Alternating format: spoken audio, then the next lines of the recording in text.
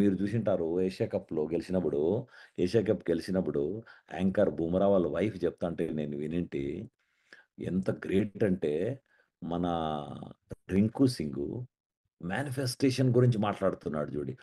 'రింకు సింగ్' ఏమన్నాడంట, "నేను Asia cup ఫైనల్‌లో winnowing shot నేను యెస్. కొట్టాలనుంది" అన్నాడు. రిటర్న్‌గా రాసి వాళ్ళు ముందే రాసి గూడా పంపించేసారు. ఇచ్చాడు. Yes mouth. అండ్ లక్కీలీ ఆ రోజు హార్దిక్ పాండ్యాకి దెబ్బ తగలడము, బయటెళ్ళిపోవడము, అండ్ లాస్ట్‌లో వికెట్ పడిపోవడం. లాస్ట్ బాల్‌కొచ్చాడు భయ్యా! ఏం గ్రేట్ మేనిఫెస్టేషన్ భయ్యా ఇది.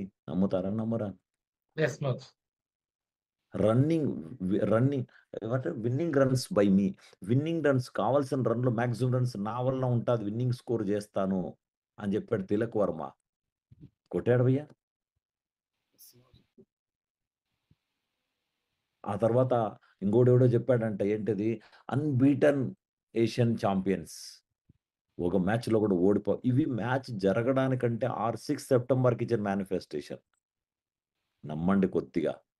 కొద్దిగా మేనిఫెస్టేషన్‌లో ఎంత పవర్ ఉందో నోట్లో నుంచి కొద్దిగా మాట రానివ్వండి. అర్థమవుతుందా?